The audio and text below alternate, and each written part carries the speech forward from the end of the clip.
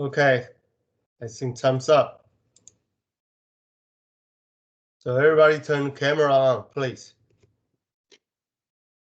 Turn on your camera. Everybody.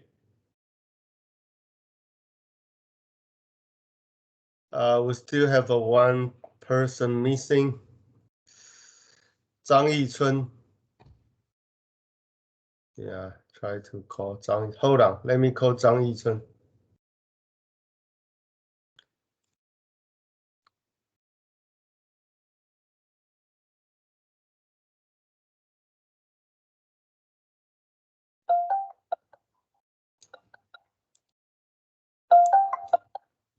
Hello.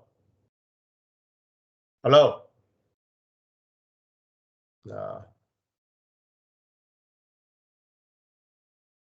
Yeah, he's not there. No. Strange.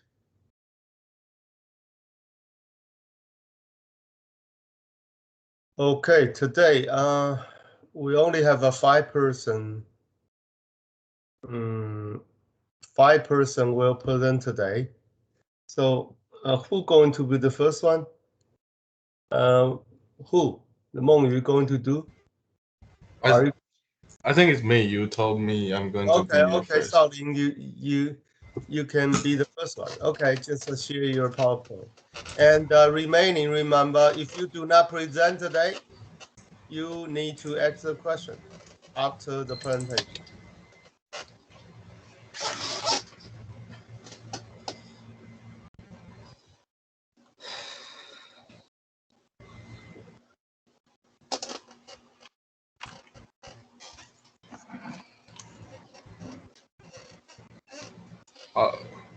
Okay. Can you see my PPT? Yeah, hold on. We still have one missing, Lin Jiwei. Hold on. Oh, okay. Lin Jiwei.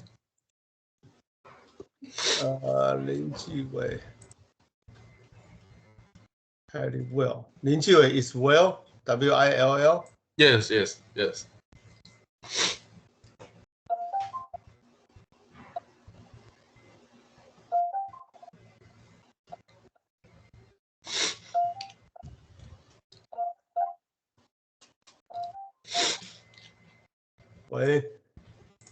喂，上课了，你在干嘛？我要换一台电脑，因为我刚才电脑那个摄像头。OK， 好，拜。Okay, you can go on. So I don't need to wait for him, right? No. Okay. Hello everyone. I am Wang Shaoling from 公馆三甲. My topic for my TQM's final project is minimize the negative. Wait.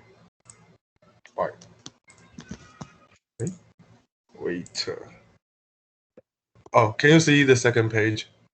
Yes, we do. Okay. Yes. Here's my content. And first, I'm going to talk about the background and motivations. And second is the problem statement. I'm going to define what is my problem. And third is analysis. I'm going to share my solution for solving the problem. And fourth is concluding remarks and comment. And fifth is the reference.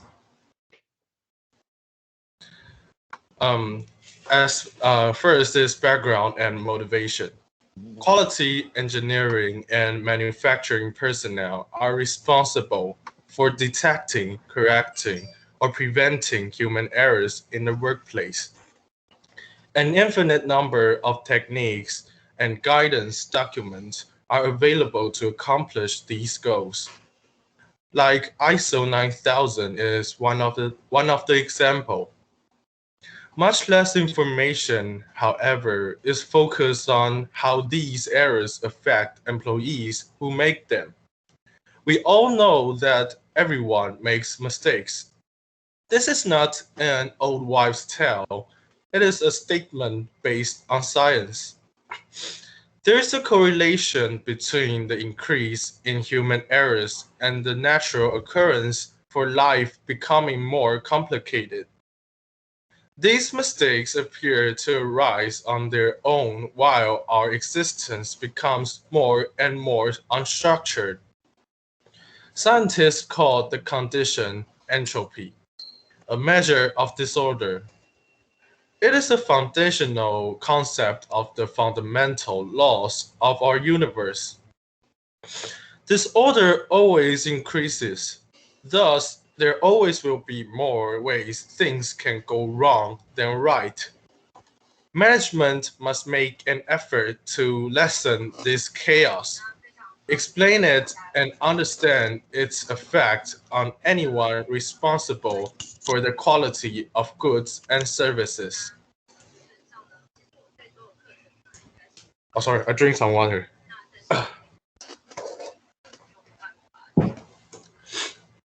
Okay. Next is problem statement. It is always important to define a term, so we must ask, what exactly do we mean by the word error? Once an author notes that mistakes or errors are a misunderstanding of the meaning or implication of something, or a wrong action or statement proceeding from faulty judgment, inadequate knowledge, or inattention. While many continuous improvement programs succeed in reducing other quality-related costs, human errors remain a persistent and intractable problem for industry. So I divided human errors into two kinds of root causes, which is physical and mental. For an example of physical, lack of sleep, multitasking, environment, systemic bias are root causes of physical. Then, for instance, of mental, emotions, minds, negativity bias are root causes of mental. Okay. And the next one is the analysis. I'm going to share my solution for solving the problem. And the first one is for the physical. For physical causes of human errors, I will solve it with the subject we learn, human factors. I want the equipment in the factory or in the company follows the 13 principles of the display design, which are first, make displays legible. For example, the contrast of the display, the visual angle, illumination, noise, masking, the salience of the display should be clearly visible by users. Second, avoid absolute judgment limits. For example, instead of showing gradually changing colors, it is better to show discrete changing of colors. Third, note top-down processing.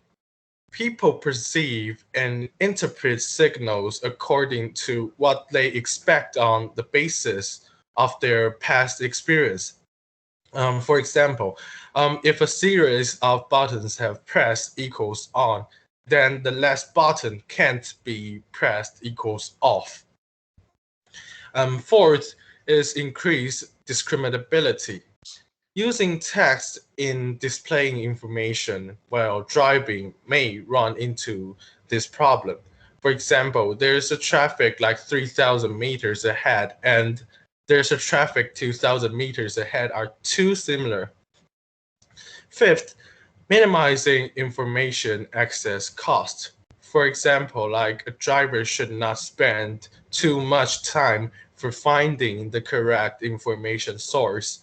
For example, if the color changes of a display is the most important source of information, then it should be the most salient.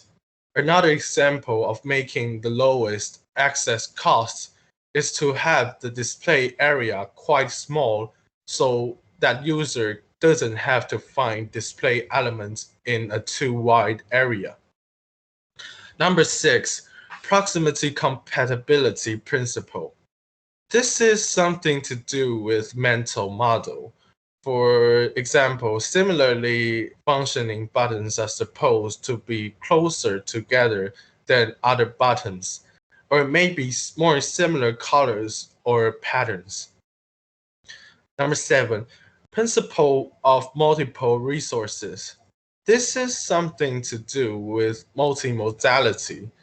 Two information sources, visually and auditorially, can more easily be perceived than using both visual channels.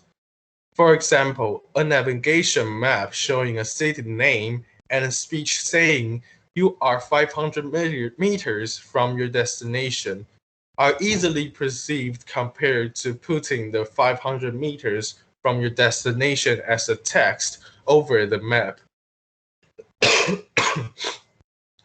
Number 8, replace memory with visual information.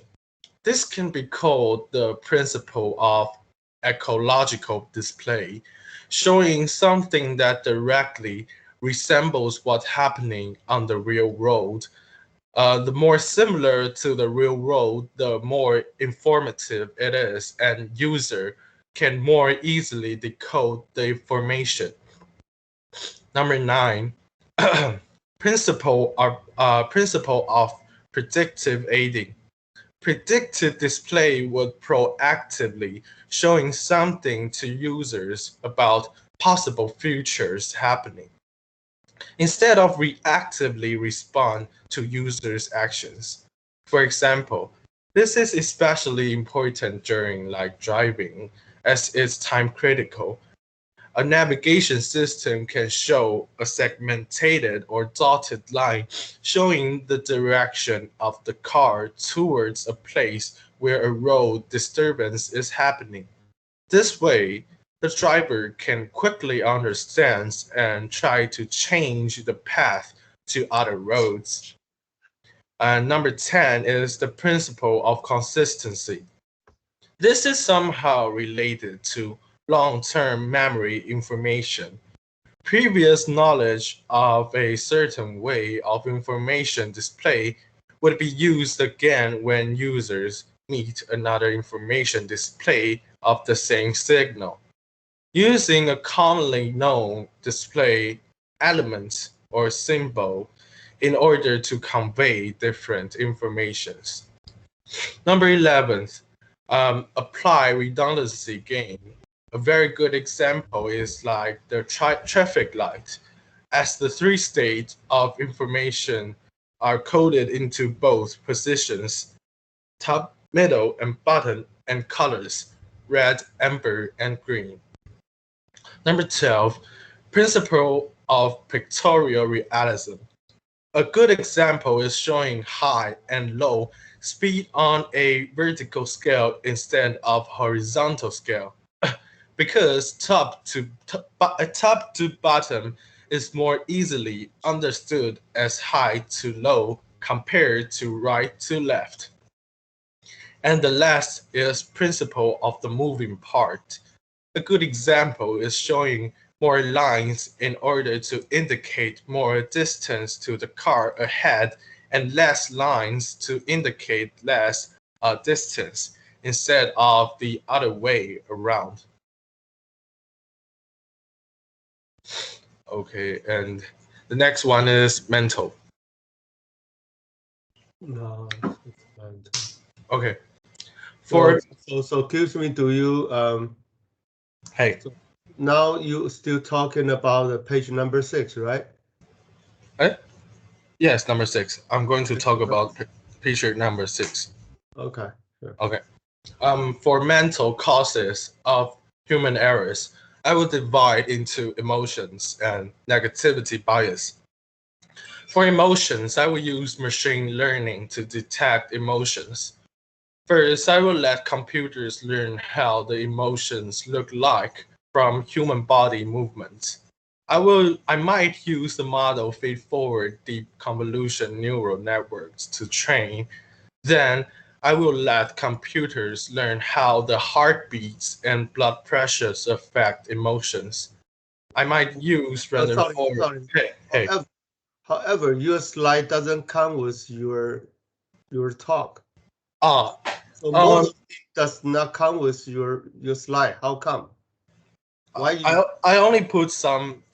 I think it is the, how do I say, the big one, 就大纲, big Okay, picture. this is way too concise, since most of the audience cannot catch it. Oh, okay. So I will add it on the final PPT. You need to put every detail into the slide, since all of the audience, all the classmates. Hey. This is the first listen to your presentation. So Okay. how can you expect everybody to get involved so deeply for the first time, which is impossible? Okay. Yeah, let's go on.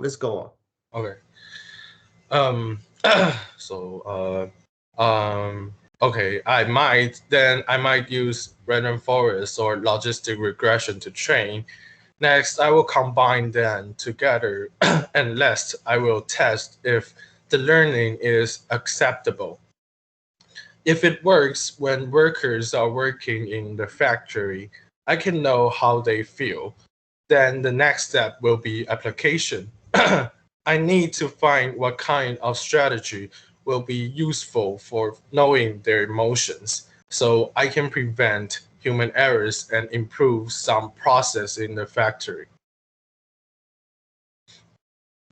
And next is negativity bias. First, I'm going to introduce what negativity bias is.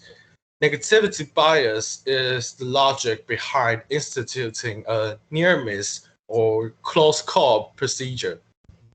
It should be an integral part of the quality system. A near miss can be as traumatic as making a mistake. And according to John Tinrin, negative experience can sharpen the mind and energize the will. Research into the varieties of bad apples in the workplace has shown that the performance of a team depends not on the average of its members' abilities, but rather on the ability of the worst member. Many studies have shown that a negative event has at least 3 times the impact of a comparable positive one. So, how do we solve it? Some individuals can learn from mistake, but normal people can't. So, for normal people, management should use the negative event to teach and motivate. Penalties usually are more effective than rewards to spur employees to improve. Another consideration is to share good news with the employees. For example, celebrate an error-free period. Sharing good news makes the accomplishment more significant and likely to be recalled later, a proven way to boost happiness. Management should focus on long-term trends rather than overreacting to individual errors. Minimizing the negative and accentuating the positive helps to overcome negativity bias.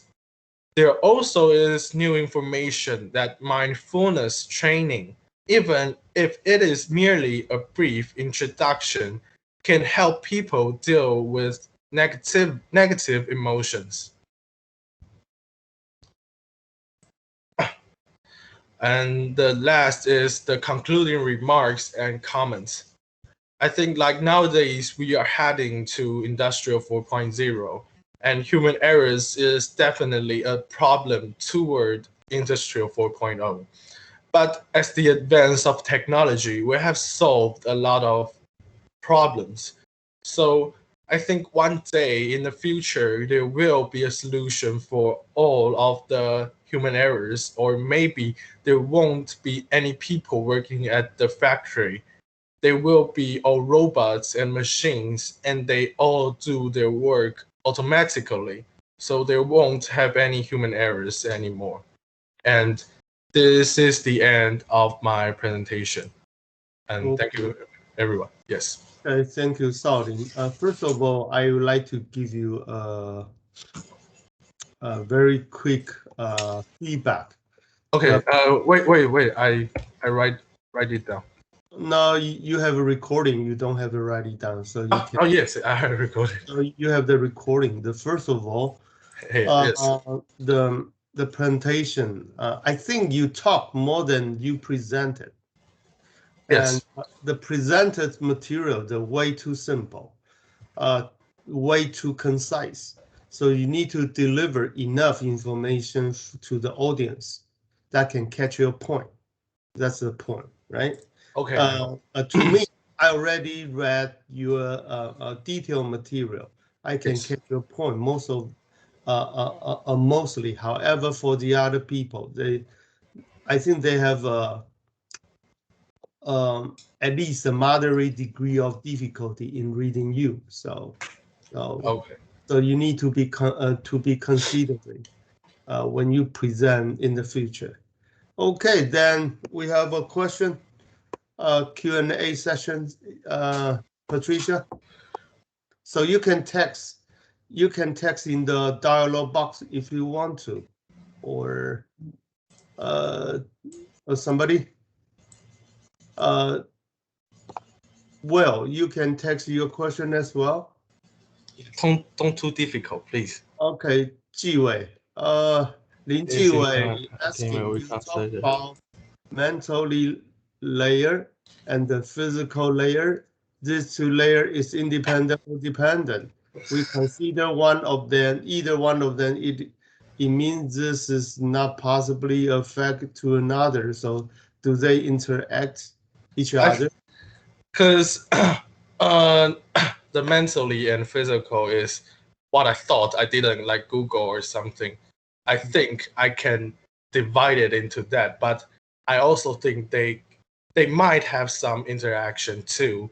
But for this presentation, if I divide it into physical and mental, I can talk more, how do I say, more precisely. Yes.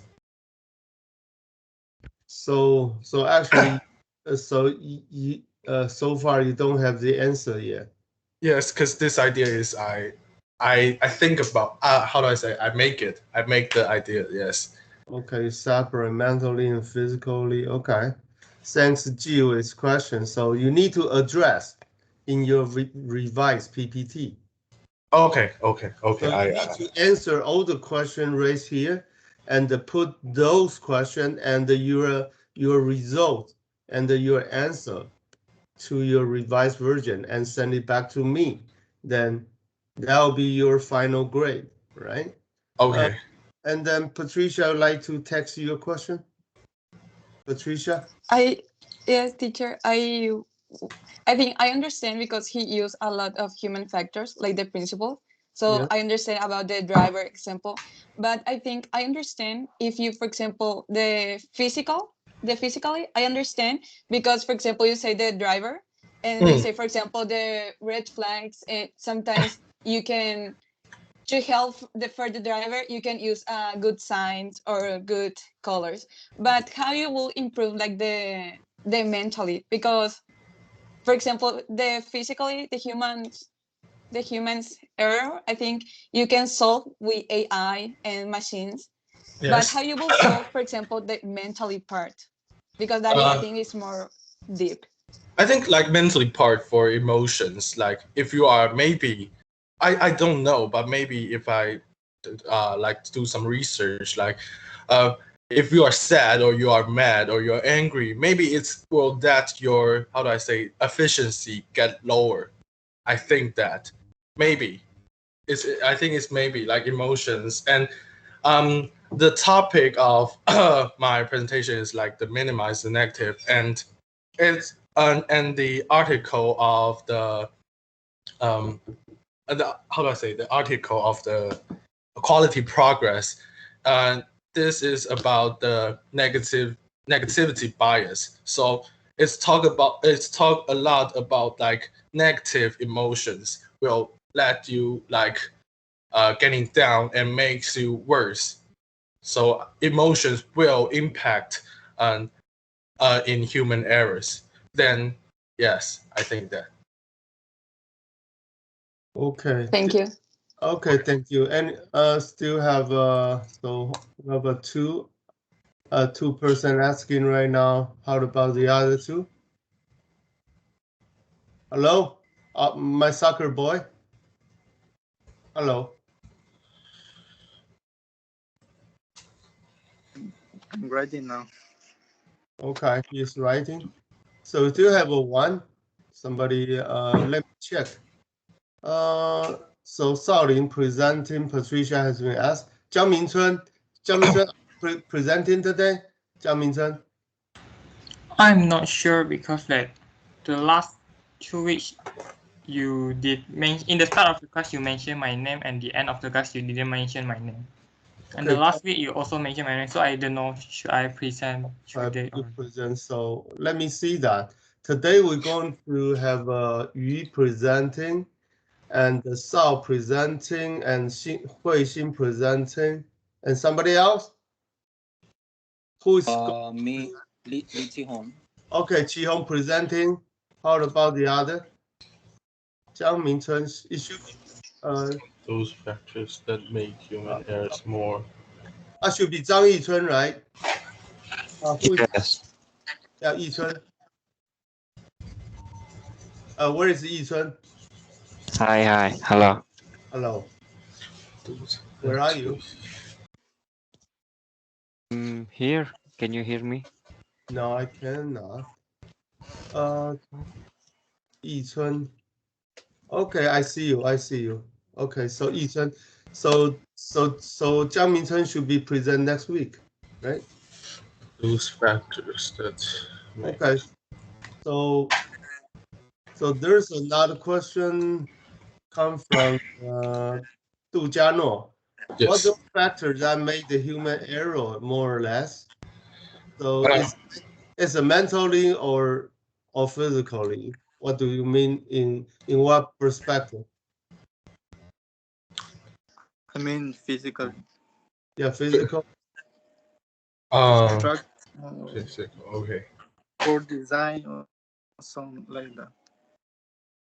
I think the 13 principle of the display design are helping to less the human errors, and I talked about before is the factors. Yes, like the example for like multitasking or like lack of sleep are making your body worse, so it makes like the human errors more. Yes. Thank you. Okay. Okay, so we still have Li Chun going to present. So Zhang Mingchun, can you ask a question?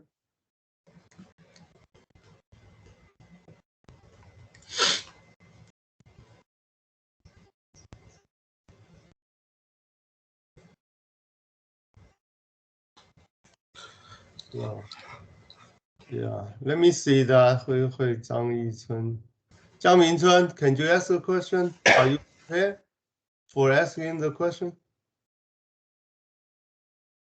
Jiang Mingchun. I don't know what should I ask. Wait a minute. No, you should pay attention to that. You should pay attention. Okay, then Shaolin, I would like to have since I'm a professor in college, so typically I pay high attention to the physical negative for undergraduate students. So now you are 1 year for graduation. Yes. In terms of the past 3 years, so in terms of the physically and mentally, would you like to give me some possible solution to avoid those physical or mental causes for undergraduate students? Try to prevent those things to happen. Is that possible? Would you like to give at least 2 examples for each category of those courses? You mean undergraduate students like Yeah, us? like you, always be late, always lazy, and then do not pay attention to my class. Something like that. Oh, you mean like human errors Physically too? or mentally? Can you correct all of them? Could you give me some solution? Give me some advices. I think like first is like management. Yeah, management. You mean I'm too kind or too polite to treat student too nicely? I think your class, your management is good enough because I think students will prepare that your work, your class very well. But you how do I say, compared to other classes, I think some teachers are a bit lazy, so they don't manage their class students. So Okay, because yes. okay, what you're saying has been recorded. Oh, You cannot say that. You cannot say that. okay. Okay. I don't. Some teachers are too busy. Okay. Then from the student themselves, could you gives your junior some advices when how can they wisely spend their 4 years in college? I think like for the negativity bias, I talked about the mindfulness training. So I think like sometimes our school will have some how do I say, like presentation like for like new freshmen, and they will like how do I say, invite some people to talk about their life of their university. I think this is like some kind of mindfulness training, and let the freshmen know how do I say, how they can spend their life in university and make their mind grown. Yes.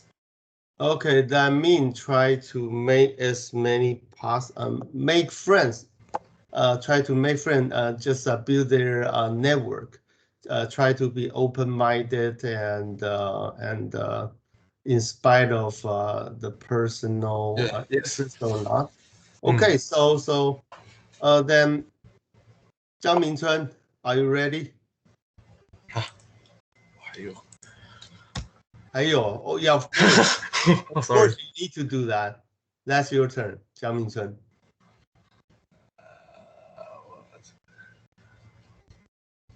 Yeah, this is a collaborative class, so in high interactive class.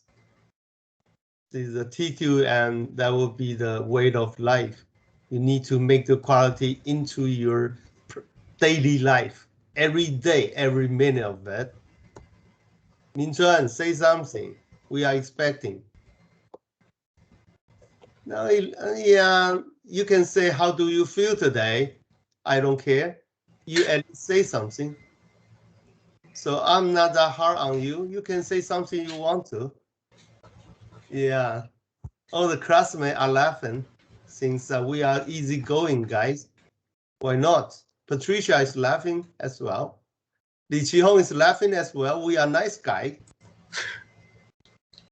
Hey, Zhang Mingchun.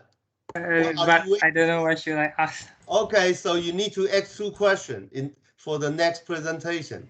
So, okay, Meng Yu, you are the next one. Thank you. Thank you. Okay. 谢谢少林. Okay, thanks for your presentation. You need to add to make New PPT. Your PPT more knowledgeable. Okay. Okay, Meng Yu will be the next. Yeah, maintenance makeover. Another exciting presentation. You might go on when you are ready. Okay. Hello, can you hear me? Yes, we do. Okay. Then I started. Yeah. Oh, wait. Okay. Okay. Hello, everyone. And I'm Gong Mengyu, and my topic is maintenance makeover. And my structure of this presentation is like this. There are 4 parts. First one is I will introduce how do the maintenance ways develop. And second one is the preventive maintenance. We will call it PM. And third one is predictive maintenance, which is PDM. And finally, I will make an example of that and make you understand more about it. And first one is how do the maintenance ways develop? And in this part, I will introduce preventive maintenance and predictive maintenance, how they come from. First one, everyone, you can imagine that you are in a company, you are in an organization here, like you are in an organization, then we need to deal with equipment, right? We need to monitor it, we need to manage it. And our goals are only 2. One is cost down operations and maintenance. Second one is increase performance and efficiency.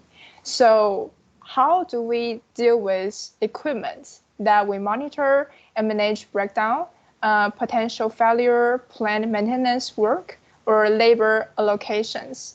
And these ways, we call it preventive maintenance, PM. But those are based on OEM recommended time or past failure data and experience. OEM, it means original equipment manufacturer. So what it means that one day we buy an equipment from OEM, then they told us, oh, this machine after 1 year you need to fix. You need to fix once per year, or you need to fix once per 2 years. So we need to fix it followed by what they say, just based on what they say. So this is time-based strategy. And what is the problem of PM? Because we know that preventive maintenance that is based on OEM recommended time and past failure data and experience. So what is the problem of PM? First one, that is low accuracy, because they say, oh, you need to fix once per year. So what is that once? You can make it in July, in August, but we don't know. So that's it. That is low accuracy. And second one is heavily rely on OEM data and experience. We need to know that where those OEM data and experience come from. They come from maybe other companies. They come from maybe other professors' investigations. We don't know, but we need to apply it in our company. So that is really heavily rely on OEM's data and experience. That will also result in low accuracy. So low accuracy will result in waste time and money. So there are other people, they mention another way is predictive maintenance, which we call it PDM. So what is the difference of PM and PDM? On your left-hand side is preventive maintenance, PM. As we know that PM relies heavily on OEM's recommended maintenance practices and parts overhaul intervals. Also rely on historical failure data. So we call it time-based strategy. And on your right-hand side, that is predictive maintenance, we call it PDM. That is an adjusted maintenance interval, because this approach, it will depend on organization's own unique data, operating conditions, operating environments, operators' proficiency, because we know that each operator's their proficiency in different company is also different, So that is a condition-based strategy. That is the 2 ways, they're different parts. So to save money and increase performance, organizations switch from preventive maintenance to predictive maintenance. And here I will make a detail into predictive maintenance, that is a condition-based strategy. So let's see here. There are 5 characteristics here, and let's see from here to here. Okay, that's first one is failure modes tracking and application of FMEA. Detect modes of failures to effectively model the failures and use the strategy of FMEA. And what is FMEA? That is failure mode and effects analysis. That is a process that you can review any components, assemblies, and systems to identify any potential failure inside. Okay, so that is FMEA. And second one is powerful information systems. We can use this powerful information system that to improve failure monitoring and tracking, FMEA applications, work scheduling, inventory management, and labor management. So this sounds really like heavy and a little bit complicated work. So we can put those complicated work to our system so that it helps us. And third one is condition monitoring. Because we know that in the organization and we need to deal with our equipment.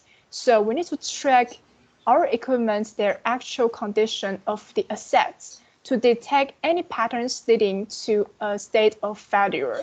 So we can have really exact information from each asset. Fourth one is efficiently meet government's mandates and compliance standard. Because PDM this way, that is really strict way. So of course it can meet government standard. And data analytics use advanced level data analytics techniques like sensor pattern recognition program. And I think like Python learning, you can input some data here, and it will help you to data analysis. And in the future, if there is any pattern, there are something wrong, then they will point out for you. That is how I thought. And so if we are a new company or we are a too old company, then we want to switch or we want to apply PDM to our company to make it a new culture. So how to start to establish a PDM program. And here I list some 6 steps here. First one is establish maintenance objectives. Second is adopt a condition monitoring program. Third one is install sensors and smart systems. Fourth, select a computerized maintenance management systems. We will call it CMMS. And fifth is conduct data mining and warehousing. Sixth is develop KPIs and business intelligence. I will make it detailed for each step, but that is the structure of how to establish PDM program. First one is establish maintenance objects. So first step, of course, you need to decide which areas or system that your PDM program should be implemented first. So if you are a boss in the factory, then you will think that, oh, which assets, which system I should apply PDM first, because that is just a beginning, right? So I Google online, then people, they suggest these 5 things you can start, like critical assets, trouble assets, or difficult to replace assets, difficult to source assets, remote and hard to reach assets, because these assets are really important for you, important for your company. So you can start it with these assets, then put it, implement PDM program in that, and that will make a cohesive system that is intelligent, resilient, and autonomous. Second one is adopt a condition monitoring program. This step is really important for whole PDM program. That is select a condition monitoring program that supports all monitoring and data processing requirements. As I said, you need to have a close relationship with your equipment, with your system. So choose a monitoring program that is really important for applying PDM program. And third one is install sensors and smart systems. Let's see it step by step. First one is install sensors. We can install sensors on maybe assets like ultrasonic sensing or oil analysis, vibration monitoring, thermography. These sensors, we can install sensors. Second one, smart system. We know that like Amazon, Microsoft, or Google, they offer different kinds of smart system that is capable of collecting, handling, or processing the gathered data. Finally, we choose intelligence method like machine learning or artificial learning. They can detect Apa? any changes Sumber in apa? patterns and Goblok, indicate gue a tampar potential lu. failure. So fifth one is select a computerized maintenance management system, and we call it CMMS. CMS, that is, it can centralize maintenance information, facilitates processes, and automates some tasks to improve efficiency. So this is also the main part of our PDM. So CMMS can help us main three parts. So first one is resources and labors. Second is asset life cycle. Third one is work order prioritization and scheduling. Okay, so now we choose CMMS for us to help us working. But why should we need to consider? We need to consider whether the system can expand as program scope or business growth. I know that at this moment, we choose this CMMS to help us to work. But in the future, maybe our company grow bigger, our project larger. So is this system can also grow bigger for us in the future? You know, like that is a sustainable concept. So second one is, can it communicate with other systems? Does it have mobile solutions and cloud management for remote data hosting? And does it have any key performance indicators? Does it have any KPIs to let us know that, oh, it works good or it works bad? And next one is conduct data mining and warehousing. So we know that we collect data here, and this is CMS. It helps us to process and handle the data. So here is output the result, and this output result is really important to help us to make an inside decision, you know, a better decision. So here is data mining and warehousing. And okay, this is the final step of PDM. That is the develop KPIs and business intelligence. And this slide, I will talk about KPIs because how important to set KPIs, because we owe a lot of things before these steps, right? And we want to know, oh, that is good or bad. So we need to choose KPI to let us know. But first is we need to find a good KPIs. So we need to define these KPIs that is specific and measurable, attainable, and relevant, and time frame. So you can ask yourself when you choose a KPI, is your objective specific? Can you measure progress toward the goal? Is the goal realistically attainable? How relevant is the goal to your organization? And what is the time frame for achieving this goal? So you can ask yourself if you can answer all these questions, then that is kind of good KPI for you. So after you know this, then you can determine, measure, track, or manage the organization's performance objects. So next one is business intelligence. I want to show you guys that how good it is and how it helps us. So first one is turn data into actionable information. Second is to boost productivity.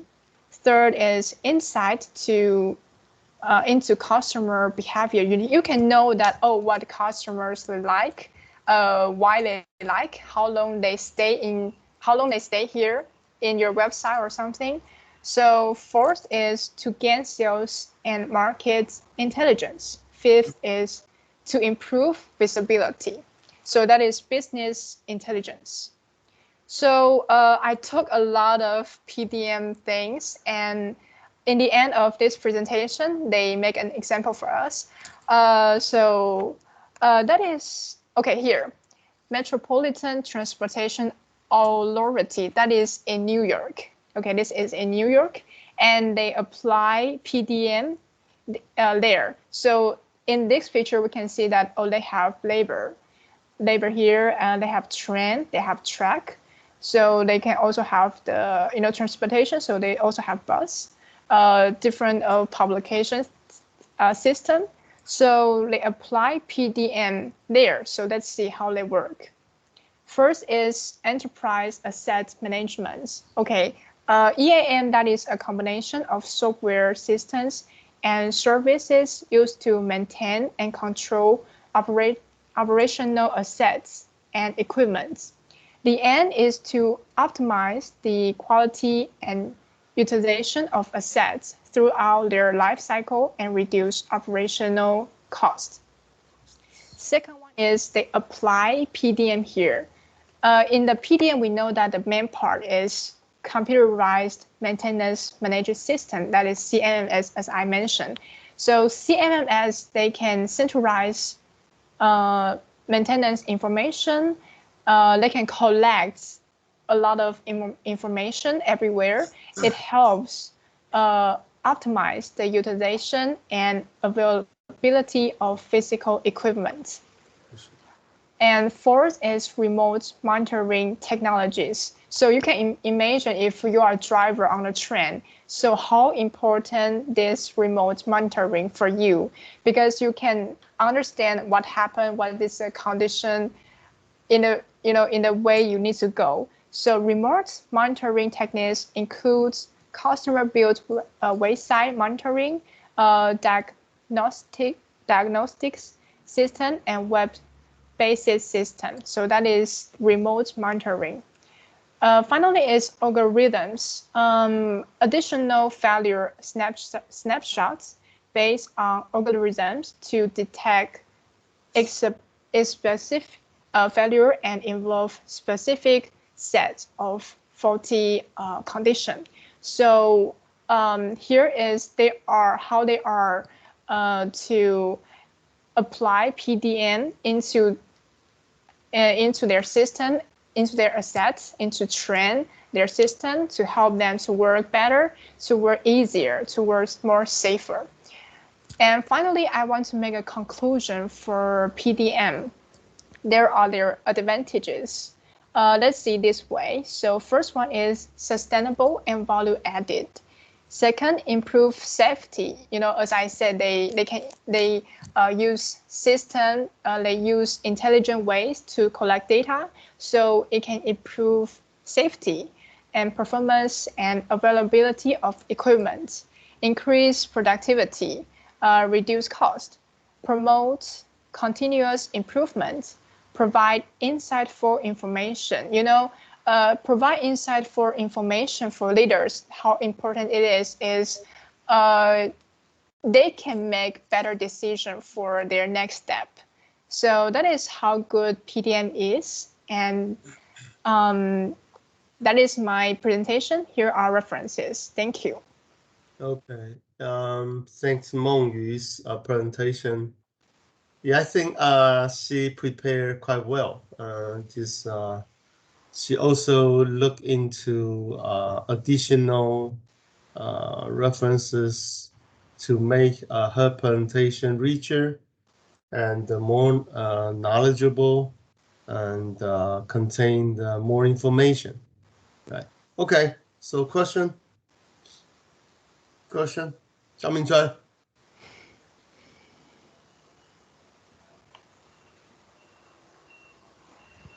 Hello.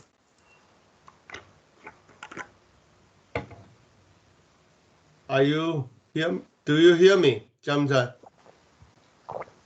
Yeah, I'm typing. Okay. Where is Li Qihong? Where are you, Li Qihong? Patricia, would you call Li Qihong back?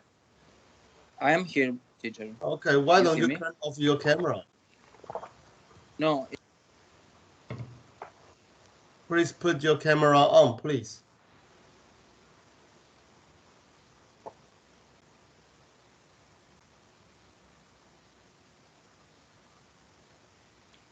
Zhang Mingchuan, we are still waiting. Or Li Qiong is still talking on the phone. You should not talk on the phone. This is the class time. I'm not talking on the phone, teacher. Okay, so why don't you just put your camera on? No, because I am using my computer. Okay. So Okay. I went to my PPT and I was watching something, and when you change the page, then the camera turned off. Okay. Just for that. Okay, sure. Zhang Mingchuan is asking, why do you think about CMMS that could make a better output for the system or a company? So what is a good thing for CMMS? Mengyu, Yeah. is that clear to you? Is this question to you? Yes, yes. Also ask me or Yeah, you should answer the question. Yeah, of course, that's your duty. Wait.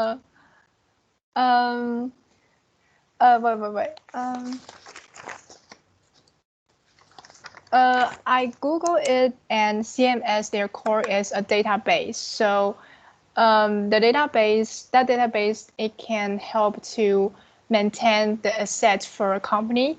And I think CMS, it can apply on human resource and asset list or asset information, and also your work order, your work list, like how much order you got, and you can CMS can centralize those information for you.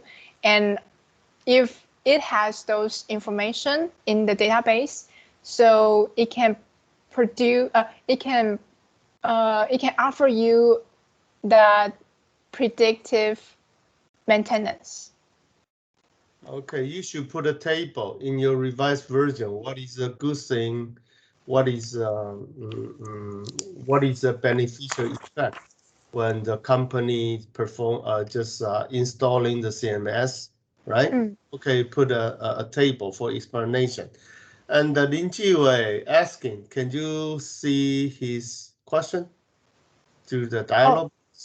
The predictive maintenance cost is more than preventive maintenance cost. Yeah, of course, in early phase, because you need to spend a lot of money to change your equipment. So how to know when I need to improve preventive to predictive maintenance, even if they have a common effect? Actually, they don't have it. So Jiwei, what is the real question? What is the real question? What are you asking actually? I want to know how do I know when I need to change my equipment and use the PDM? I I think you don't need to change equipment. That is, you need to add something. Like you need to add sensor to your equipment. You need to add like some system like artificial learning or machine learning into your system to help you better your work. Yeah, but if I use less equipment, it means I don't need to use the older equipment, right? No, the same equipment still has still been used.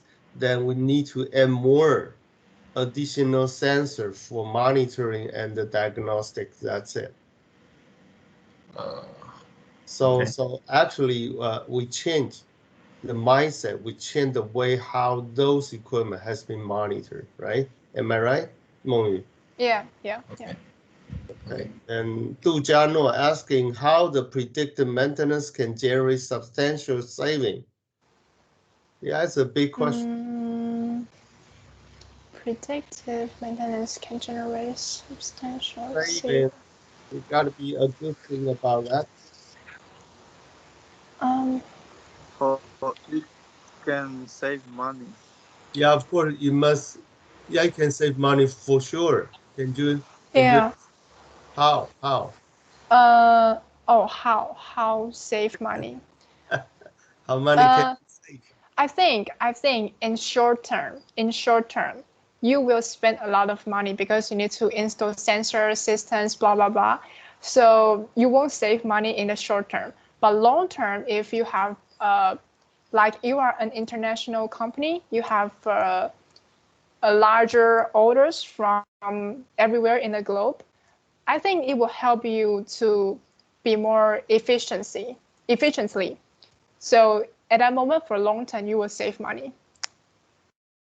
Yeah. Dujano, does she answer your question? Yes. Yeah, because of the scalability. Increase the productivity. Yes, of course. So Mengyu should add the one page to answer this question, to get some more information from the Google and provide the evidence. Give some example of give me one or two example. A company having upgraded from the TPM to PDM. How money can be saved? How efficiency has been improved? Can you? Okay. Okay, thank you. Last one should be Patricia. Patricia. Hi, I think in one of the first slide, I think you explained it's really well explained. So, but my question is like, you talk about the difference PM and PDM, and then you say what's wrong with PM. That is the title of one of your slides, and I just want to know like this PDM sounds really excellent, very good, but what's wrong with using PDM? Like, do you think like what is the disadvantage? Because I think in every aspect you can improve, you know, and the difference you say that, and then you say like what's wrong with PM. Yes. And I want to know what's wrong with PDM. Thank you. So you want to know the disadvantage of PDM? No, PM. What wrong with the PM? Why don't we want to get into PDM? So you should compare these two. What is the advantage? What is the disadvantage of both? Then you can decide you want to go for it or not. Okay. So I need to list. So now I need to answer your question is that what is wrong for PM? Yes, exactly. Can you do it right now? Can you do it now? Yeah. But I just make a short explanation. I think, for example, if you are a boss for a factory, then you because you have a lot of assets and you buy an asset from manufacturer, and they say, oh, you need to fix this. You need to fix this asset once per year, and you will understand all once per year, but you don't know that is January, February, June, July, blah, blah, blah, to December. You don't know. You just know that once per year. So you don't have really accurate data. They just offer you data, and then you just follow the data they gave you. So because your operating system, your operating environments or operator are all different, so that is different condition. So that is the problem of PM. Okay, then Meng, you should make a big table in the revised version to give a comparison between the PM and PDM. What is good, what is no good about them, and then gives us some suggestion. What is the transitional phases we like to upgrade from the PM to PDM? What should we do? What should we not do? So make a big comparison. Can you? Okay. Yeah. All right. Thank you. Then thanks for Patricia's asking. Okay. Then we have a 5 minutes break until 2:20. Please, next one going to be Li Qihong. Li Qihong going to be the next one. So Okay, please teacher. turn to 2:20 on time. I see you later. Okay.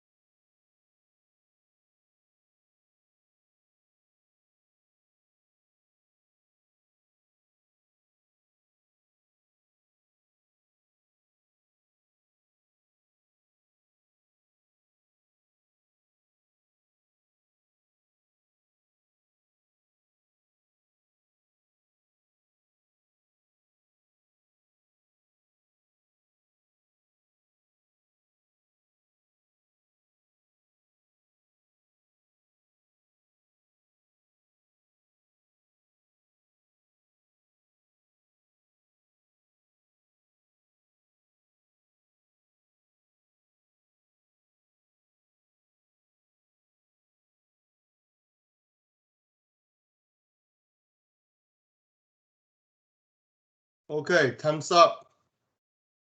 Time to back to the class. Okay, then.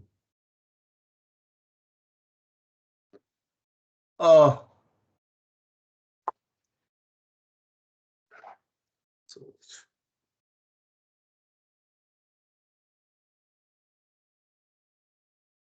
okay, Qihong, you can start when you are ready.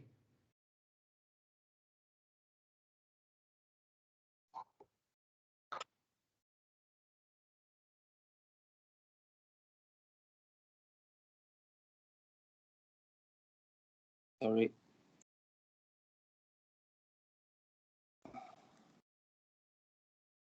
Do you see my PPT? Yes, yes, I do. Okay. Good afternoon, everyone. My name is Lee Ji-hoon, and today I want to talk about how AI facing and total quality management. First of all, I want to start with what exactly is artificial intelligence. Artificial intelligence is all about programming machine with a simulation of human intelligence to make them think and act like human. It refers to a device that demonstrates human-like traits, especially in terms of learning and problem solving. Ideally, AI intends to perform justified action to attain the business objectives or goal with a specific time. For me, every organization is embracing now the newest technology to keep the product and process quality intact, and while they maintaining competitiveness. And organizations have now realized the greater need for visibility through the risks to drive quality and continuous improvement. It has become more than essential to upgrade the last technology that can help them fetch details in and within science. But why is AI gaining popularity? AI is gaining popularity of the future technology because it tends to automate redundant learning and searchability through the data without any issues like fatigue. It improves the intelligent quotient in everyday activity, including analysis and security. It adjusts with advanced learning algorithm, eliminating the dependency of training seasons. It helps to perform in a deep analysis regardless of the age of the data, existing in the system, and it's helped to obtain unparalleled and occurrency which was not achieved previously, and it take most of out of data, putting data into the prominent role than before. But the role of artificial intelligence in different industries. Oh, sorry, that was the this one. All the industries, including healthcare and manufacturing, are increasing and bending through AI due to the capability it offers. Some people offer and often believe that AI is involving the replace humans, and however, it's just improving the way processes or help.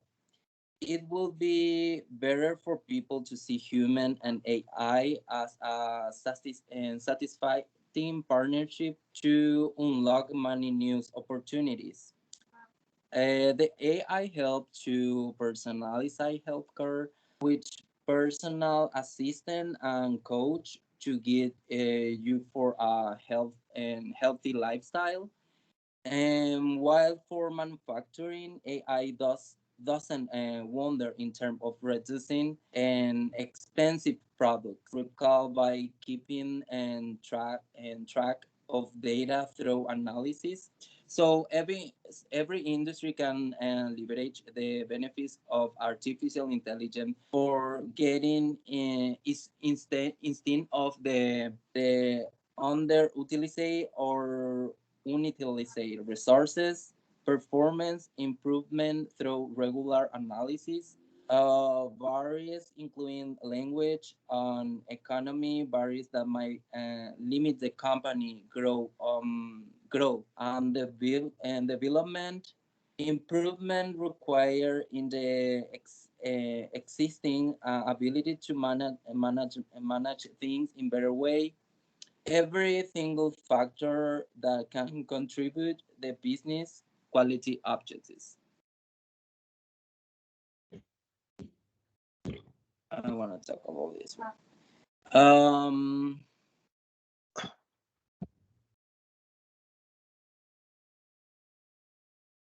Sorry, I am here now.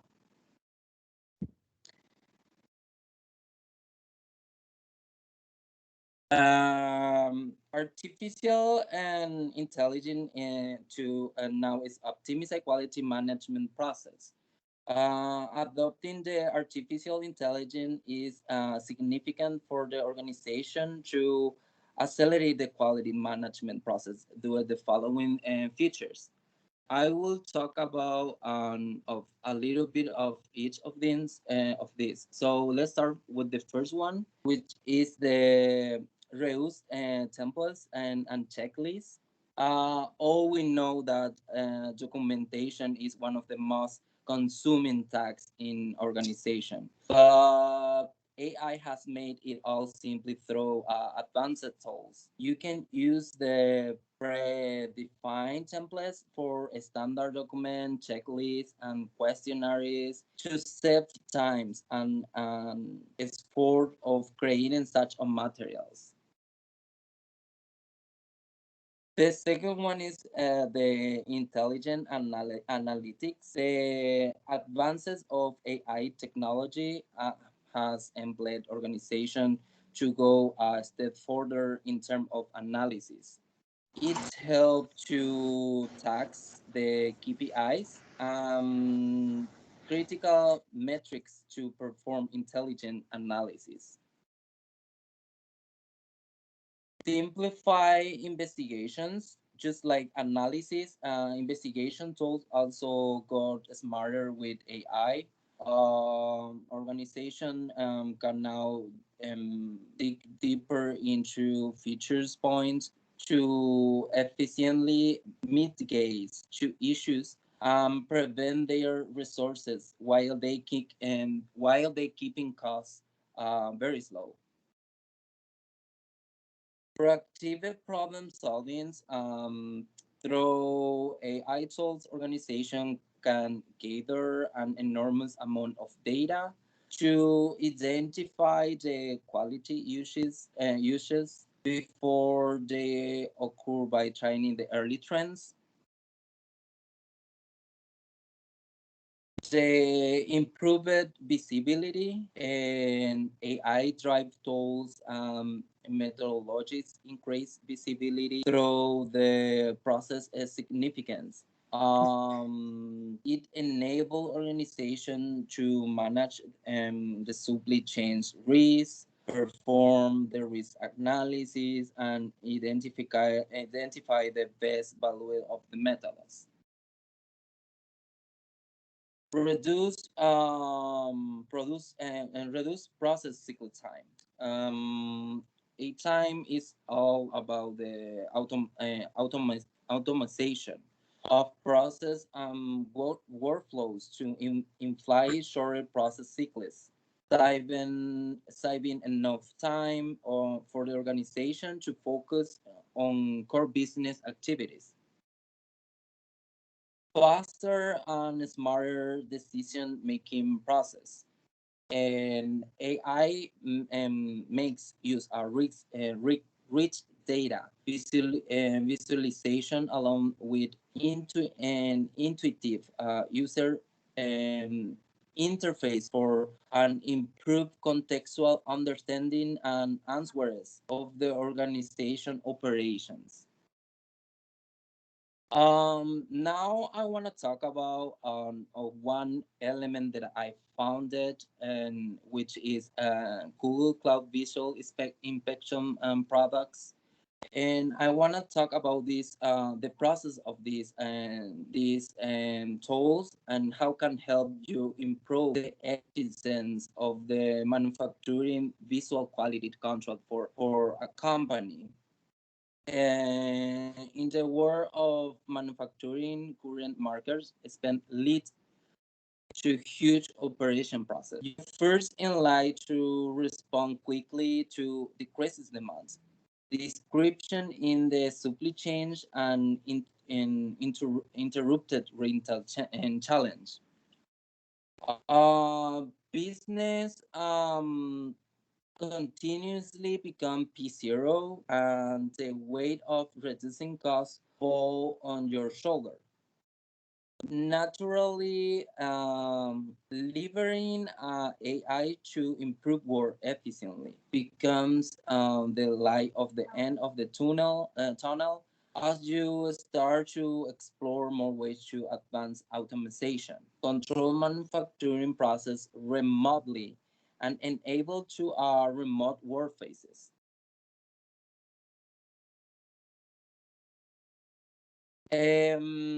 In the last several years, visual inspection technology have been helping manufacturing easy this operational process. Imagine recognitive is being used for electronic parts classification, rental quality assurance, and even food inspections. Yet it can be difficult and cost too much money to implement this technology.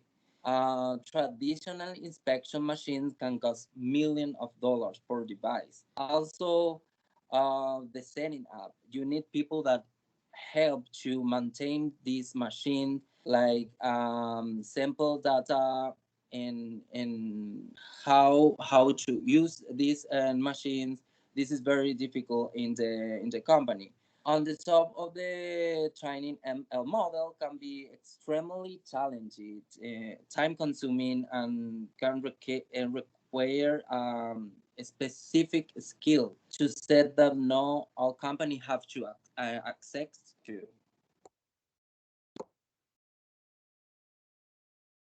Probably take these divisive parts is overtake take this defect on the product line. These small marks can be extremely hard. Even human eyes can be able to see it. It's no surprise that this process can be time consuming and probably is inefficient. This is why Google Cloud has a rich offering the visual inspection products, which reduce the process or ground worker and aid development and increasing the time values. This optimize for several steps of the visual inspection process for data ingestion for producing model optimization. Um, Google Cloud Visualization Inspection products do this by allowing customer to efficiently process imagine the model training, then automatically and augment and train data. You can quickly deploy the model locally and run inference on the line of business productions. Better yet, you can continuously improve the model by using fresh data collecting from production lines to retain the model in the cloud, giving you increases accuracies as you discover new cases. Here is what an and this is the architecture will look like if Google Cloud were a machine. Once the camera is set up on the process line, user can collect images and store them on the factory floor service. From here, the images are uploaded to Google Cloud using the visual inspection AI products to be model training. Let's say that you want to inspect so many assembly products to find defective, like damaged glass or damaged devices, and controlling thousands of devices probably is the last thing that you want to do. So, and instead using Google Cloud Visual Inspection and AI product, you can upload images for a new product, and this solving can automatically extract this component after you control a few images. The model will analyze all leaded images to automatically identify the subset of the data with the defect or anomalies.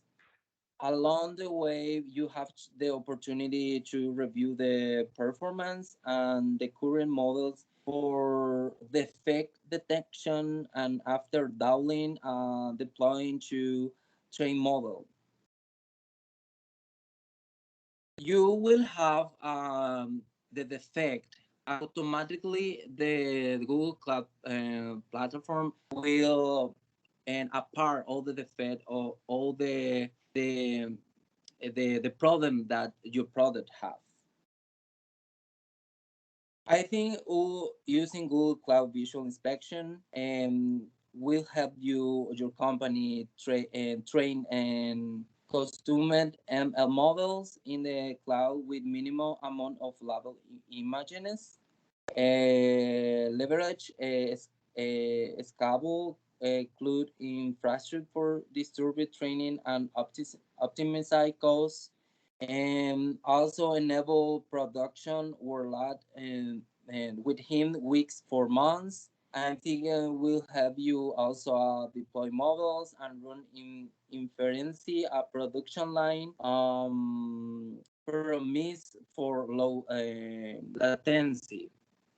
As my conclusion of AI and quality management process, I think in quality management software and driven by artificial intelligence helps an organization to streamline the process cycle and improve the overall organizational efficiency, essentially in the ET rental tolls. It also helps to perform predictive analysis for quality management process and all its essential aspects. I think artificial intelligence is already there to drive automation in our day-to-day life. So organization can make the most out of it to achieve quality audit with minimal or no manual in interventions through improved our business and analysis. So that was my presentation. I think you can learn something about that. And if you have any questions, okay. Thanks Chiyong's presentation. This is another state-of-the-art topic about the machine learning, since AI has been come into our society, into our manufacturing firm and our life very quickly, especially in the very early age of the manufacturing, especially it's going to replace the routine operation like inspection by using the camera and AOI. This is automatic optical inspection. and in terms of the hardware and the software, by means of the CNN, the convolutionary neural network, and similar deep learning technology, and can help. The AI can quickly to detect the defect type. Okay, then we have a Q&A session. Somebody would like to have volunteer to have a first question. Then, yes. Du Jiano asking, you were talking about ML, that's a machine learning model. Can you define me what is a machine learning model? Would you like to give some example? Yes. ML models are ML model. Just give just one or two example. okay. Linear regression or logistic regression. Regression, yeah. Okay. Logistic regression. It is a regression model that can be used to differentiate the defect type, or it can be dichotomous, can be have two classes, can also have a three classes. It depends how many model has been combined. Qihong, you should put your slide.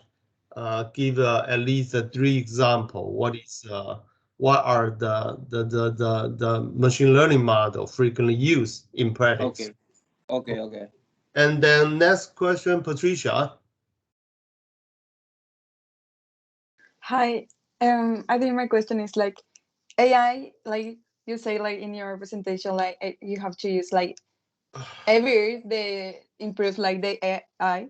And what happened with that company? They don't apply AI like for the industry. I think now I will dare to say like AI is even necessary in your company and industry.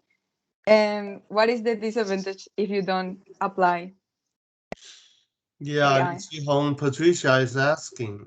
It is necessarily for every company to use AI, or could you give us some? What do you say about if a company they resist using AI? What kind of consequences they going to face? Okay. First of all, I mean, in Latin American, we don't have too much AI like help people to and in their life. That's the total difference between I talking about Paraguay now. Paraguay in Taiwan. When I came here, and everything was like automatic, and everything is more like helpful. Everything is more like easy to use. One of things, for example, I saw in Paraguay and on the hospitals, and they don't have the automatic like registration. If you want to go to a hospital in Paraguay, you have to go and take an appointment in the hospital, and you have to write all your documents and everything. You have to make a paper of it and make the appointment. I think that will be so. I think that's our wrong technique. Let's say technique, because it's too much time consuming for the people that have to go to the hospital. A lot of time to go there, or maybe those papers could be lost in the hospital. So I think AI improve a lot, and the way that a company or industry can help in the faster way, and I mean in times. Okay, Qihong, I recommend you in your revised version of the PPT, you give us a consolidated table. Yeah, in terms of different perspective. For example, from the efficiency side, from the readability side, from the effectiveness side, or from repeatability side? Is any just give an idea how the AI can help Okay. to do the to perform the routine work much better than humans, right? Okay. Okay. Okay, thank you. And next question, Ji Wei asking, AI is convenient. Should we use AI to manage all quality management things, or we need to use AI to support us manage these things, which is more which is better, much better? Can you see? Can you? I think, like I say in my presentation, I think AI can work alone. Should need help for humans. So I think the combination of these two is very important. I mean, AI is very helpful for human. And think that that's the thing that we should like work together and improve the industry or our management. Okay, okay. Chiong, could you add one more slide in your revised version to emphasize? AI cannot work independently. It depends on the domain. The AI should construct based upon the solid background of the domain knowledge. Okay. Okay, thank you. I will add that. And then any question? There's still another one. Minchuan, right? Hello, it's Minchuan. Are you there? My question was there in the chat box. Oh, really? Okay, Minchuan. Okay, how could AI improve companies' manufacturing production process? Yes. Yes, this is easy. Like I say, like in too many ways, like time consuming, help to control the quality of the products, and like I said, using Google ML and structures, and that's help you.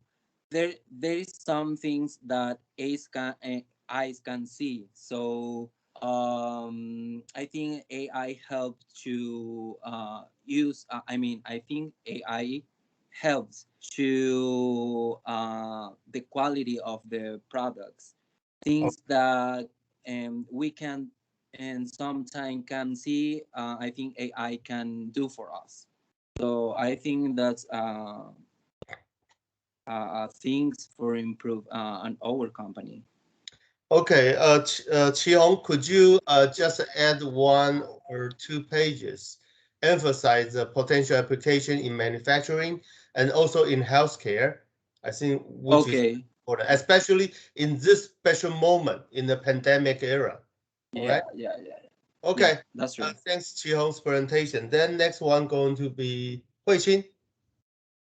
Huixin, that's your turn. Hi.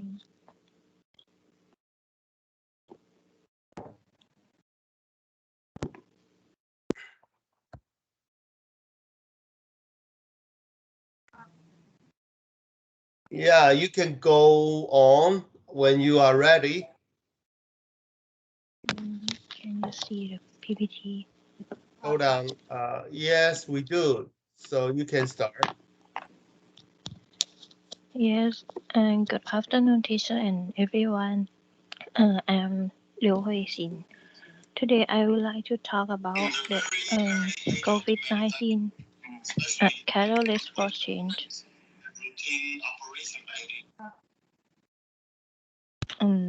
These are the topics that I will talk today. First is background and motivation. Second, problem statement. The third, analysis. And the last one is conclusion.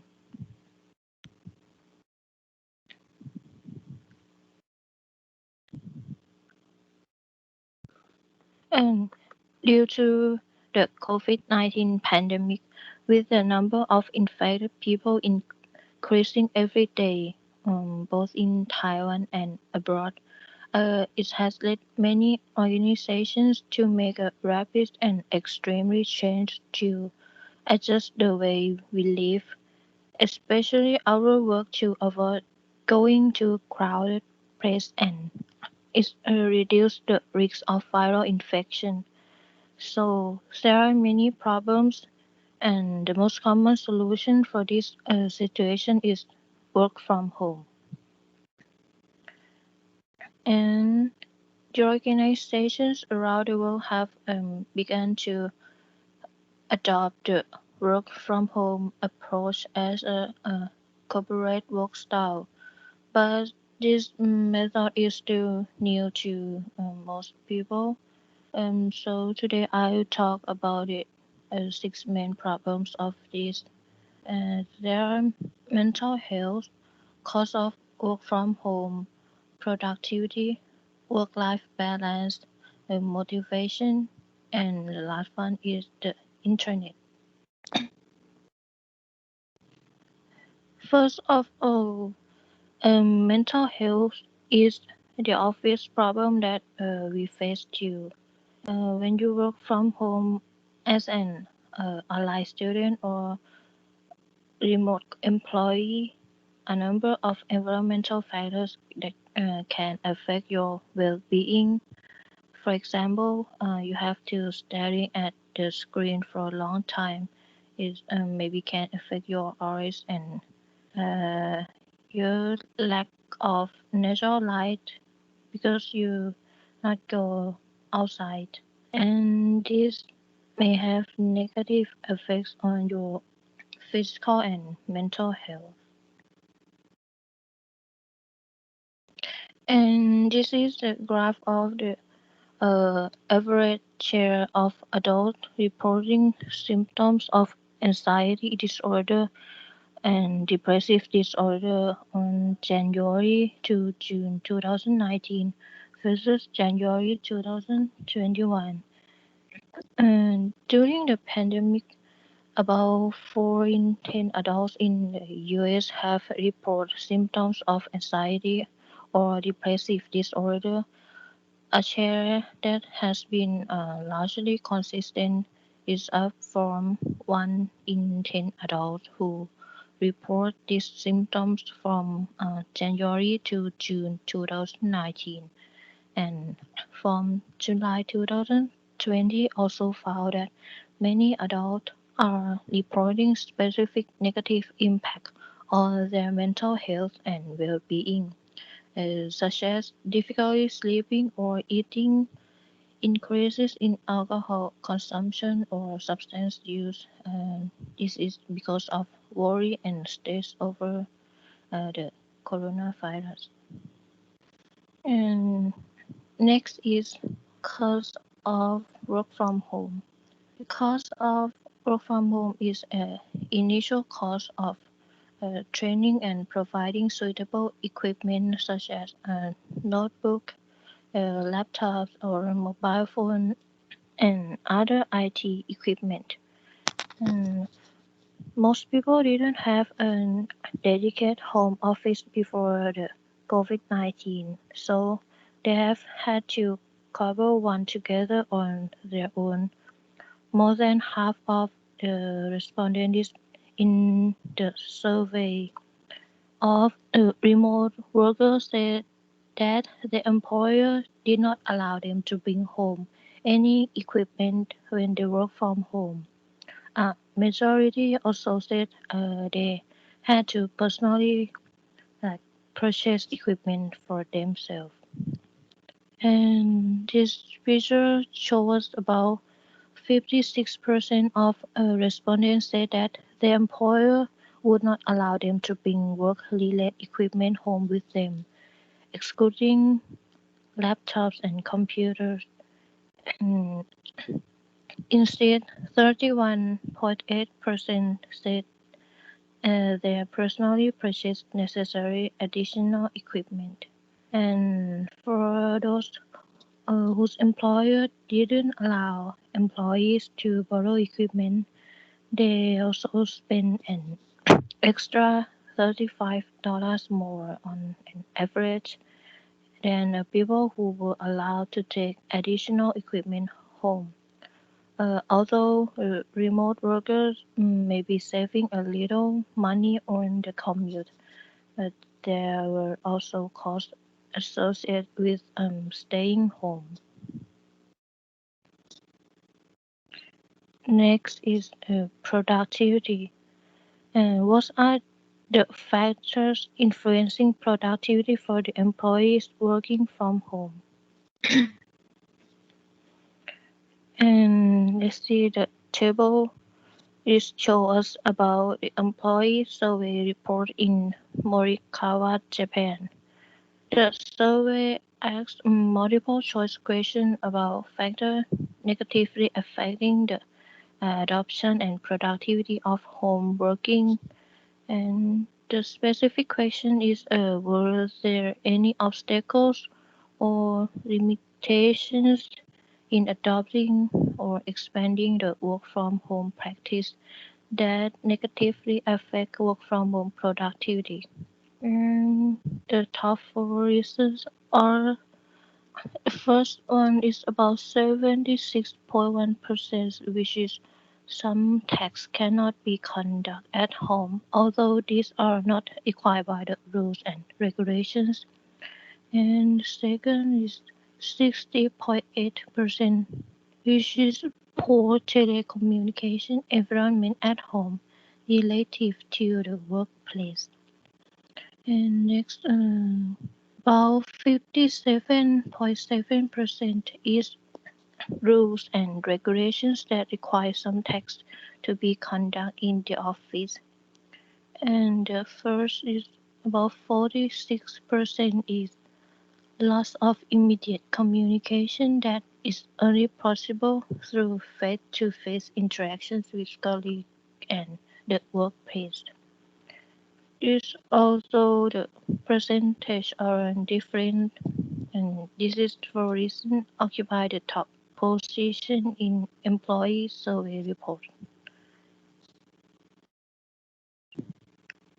Next is work-life balance, where an office provide a clear physical distinction between work and home life.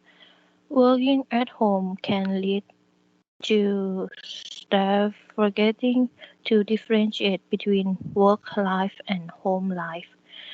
And this may lead to employees finding it is difficult to know when to switch off from work, leading to longer hours and increased stress and inevitable burnout. And employers should encourage their staff to take regular breaks and remind them of the importance to take their leave. Next is motivation. And working from home initially sounds like a great idea. There's no commute. And the problem is that the excitement and novelty of working remotely will fade away, especially if you've been doing it for a long time. And to continue to be productive, you must learn how to stay motivated at work when your home has become your new office. And failing to find that critical motivation can lead to procrastination, decreased productivity, and mental distress.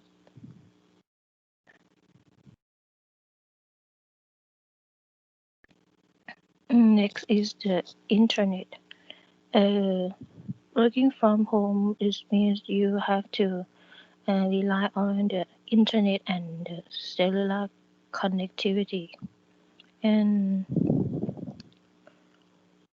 this shows us how often do you have issue with the internet connectivity working from home. And here is the web form survey that shows us about experience people are having with their internet connectivity while working from home. And about 52.9% of respondents had issue at least once a month with their internet connectivity, and about 15.5% of respondents had daily internet connectivity issue working from home. And in conclusion, as a result that the organization in many countries around the world have to issue policies that allow employees to work from home. Both the organization and employees will have to adapt to the technology more and more. And however, the adoption of technology solutions and platforms come into the operation, it will make the organization become like a smart office, and the technology will help the employees work more efficiently. In addition, employees can work anywhere, anytime as well. In the future, work from home format, including like smart office, will become a common thing for the organizations around the world, and it is expected that many companies will start to give more like freedom to work with employees. The employees do not need to go to the office, and this also allows the company itself to be able to reduce the cost in office as well. However, the organizations and employees must be prepared to deal with data security issues and cyber threats. The organization should have a system or network that can securely access information in order to maximize employees' productivity from anywhere. This is all of my presentation. Thank you.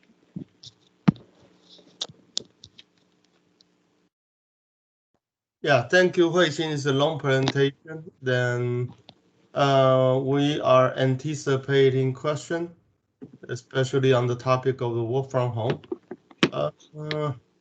Du Jiano.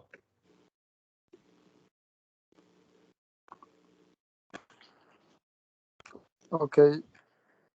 So what kind of work I can do from home, or it's more?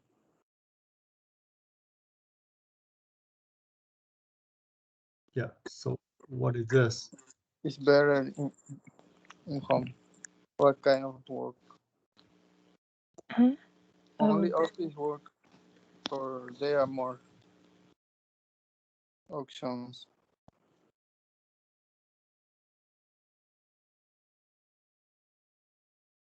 Can you repeat again? So what kind of work I can do from home?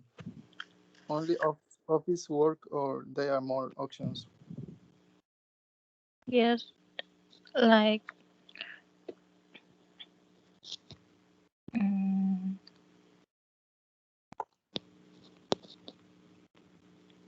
So Du Jiano is asking work from home. Well, at least there's some limitation. So for current technology, things the some paperwork and documentation can be done in by working from home. If we like to have a more involvement about the team working, is that possible? It can be done by working from home. Is this your question? Yes, let's do.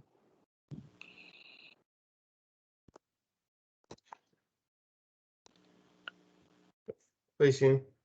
yes. Yes. Don't worry. Just speak up. whatever you want to answer. There's not absolutely, so it is not necessary to be complete.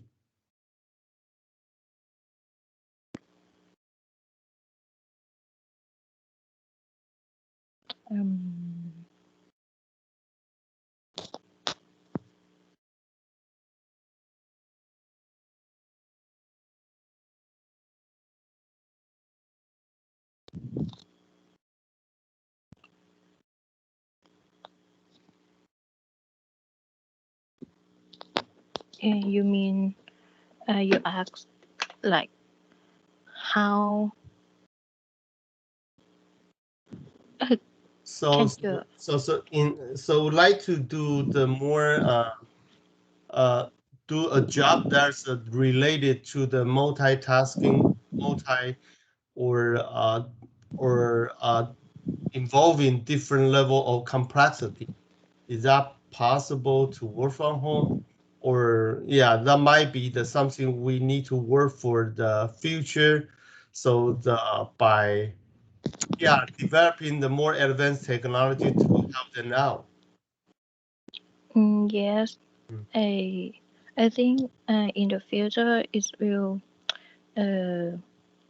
this work from home will become a common thing for us. Yes. Yes, and we have to like uh adapt my our life to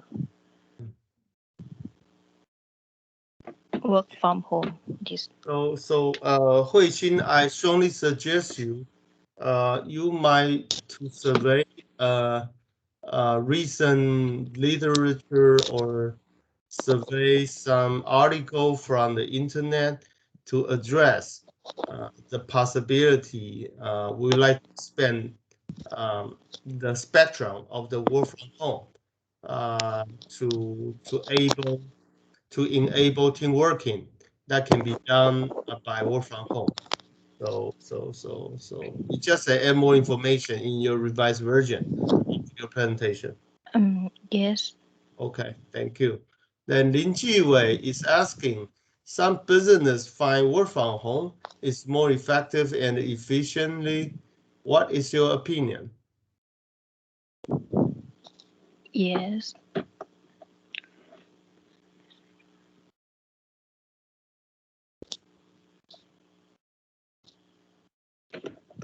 Do you see the question? Yes. Yes.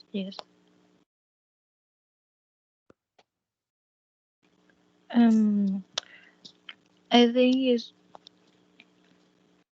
in my opinion, maybe it's not that effective and efficient, because the like it maybe have a problem with the internet or the system is stable.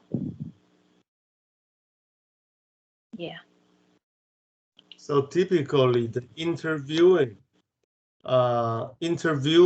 through the internet or Yes. could be efficient for most of the interviewers. So some business find work from home is more efficient. Maybe so like an international collaboration. This is the cross border or cross country or cross functional or even cross continental team working will be efficient and effective as well. So you like to give a table for Okay. the current status quo. What is better? What is may not be better, right? Okay. Patricia. Okay. And one of in the PPT said like in the data say like a lot of workers they it was like they don't allow to take a Bring device the equipment. from Yeah. the work to their house. And what do you think is a solution now? Because I think because of the COVID impact, now a lot of companies have to readapt to the COVID, for example? And what do you think is a solution like a company could provide?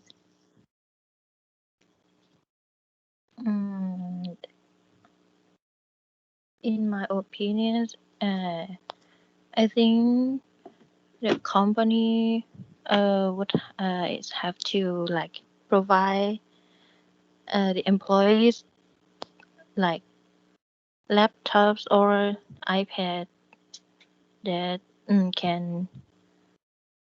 you can work at home like this, or yes. All right, I think we have done the Q&A session. So Huixing, I think the topic of your presentation is quite challenging for everybody, especially in this moment. Then you try to incorporate as much as you can, all the material, all the information, try to just digest by yourself and add more your opinion into your revised version, right? Okay. Okay.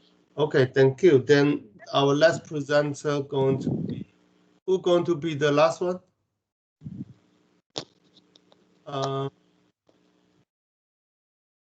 Who going to be the last one? Zhang Yichun? Me. Yes, okay. You might go on.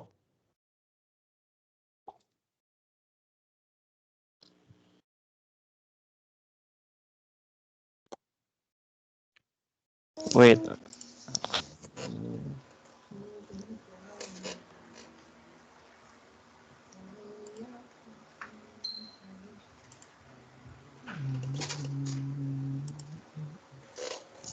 Wait, damn.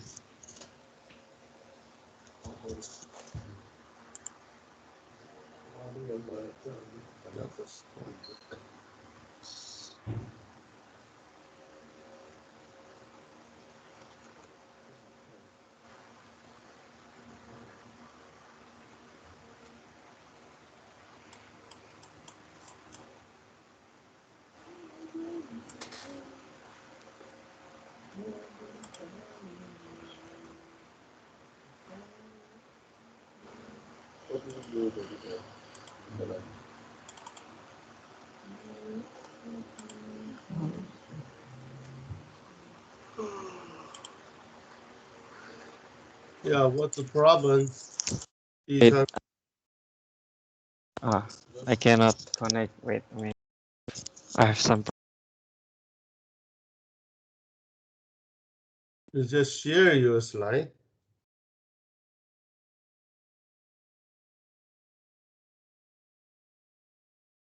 What is he? Zhang Yichun?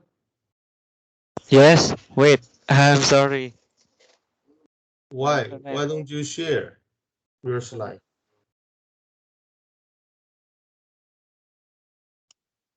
I have connection problem. Wait a minute.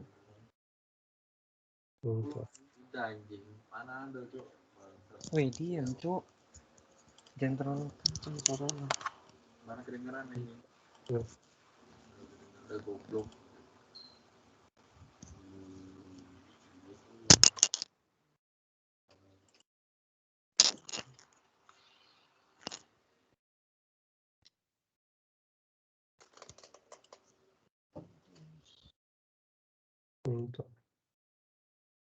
Now can you see my? Yeah, there you go. There you go. Yeah, it might go on when you are ready. What? So CQM. There you go.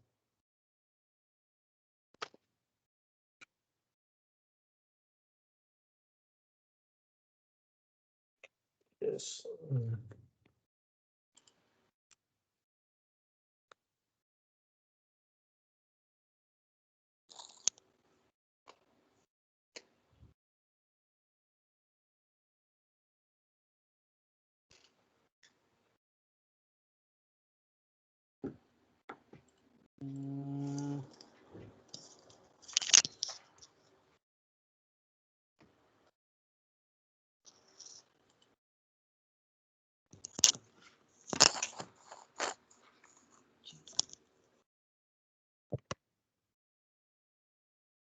Yeah, you might go on. Okay. So today I will be presenting about fishbone stories. My name is Chang Yi Chun. Okay. So I'm going to talk about the background of Dr. Kaoru Ishikawa. He invented the fishbone diagram on 1960s, and he is a highly regarded Japanese expert in quality management. He first used it in 1943 to help explain to a group of engineers in Kawasaki Steelworks how a complex set of factors could be related to help understand a problem. It is often referred to as the Ishikawa diagram that shows the potential causes of a specific event. He was the first quality guru to emphasize the importance of the internal customer. He also stressed that quality initiatives should be pursued at every level of the organization and that all employees should be involved. The fishbone diagram was inspired by lessons learned from World War II and the development of a method called value engineering. Lawrence D. Miles originated value engineering during World War II while working in a General Electric's purchasing department. He described it as a functional approach to value analysis that involved making choices about material product design that reduce the cost of delivering value. When the value engineering and functional analysis were introduced to Japan in 1950s, engineers in the Japanese Union of Scientists and Engineering were conducting research under a quality control research committee to determine how to develop a more coherent quality program based on a logic and statistical method that could be managed in their daily work environment. The next is definition. The fishbone diagram is also known as the cause and effect diagram, or the Ishikawa diagram, named after the inventor of Kaoru Ishikawa. It is called fishbone diagram because it looks like a skeleton with the symptoms or effect of the cause, as the head and potential cause branching out from the spine, and each branch is a category. The defect is shown as the fish head facing to the right, with the causes extending to the left as fishbone. The ribs branch off the backbone for major causes, with sub-branches for root causes to as many levels as required. Here are some categories of fishbone like 5M1E. It is most used in manufacturing standard, and they have 6 categories like the man, machine, method, measurement, material, environment. Machine is including the system, tools, facility, and equipment that is used for production maintenance issue, and the method is like the production process and its contribution service delivery process. And the measurement is like the manual or automatic inspection and physical measurement like distance, volume, temperature, and etc. And for the material, it It's like the raw material, component, consumable needed to produce a desired end product. And the manpower is like the physiology of those workers who involved in the work, as well as their performance and efficiency. And the last is the environment. Is like it covers all the major aspects that come across in manufacturing setting like earthquake, weather, or moisture and rainy, and etc. The next category is 8P fishbone. It is mostly used in service industry. It got its name from its 8 categories, and they all begin with P, like price, promotion, process, productivity, service, place, people, and physical evidence. The next category is 4S fishbone.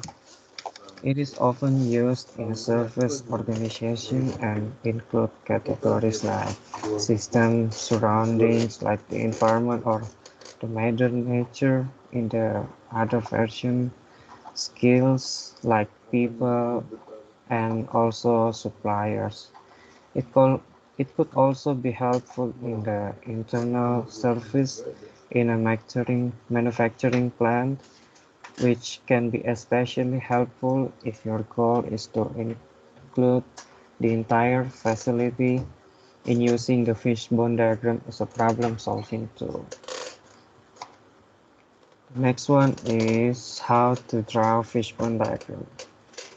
The first, we need to identify the problem. We need to draw a diagram and write the problem inside the box and draw an arrow toward the box from the left. And the next one, we need to identify the category cost, which included like the material cost, method cost, the machine, manpower, measurement, and environment.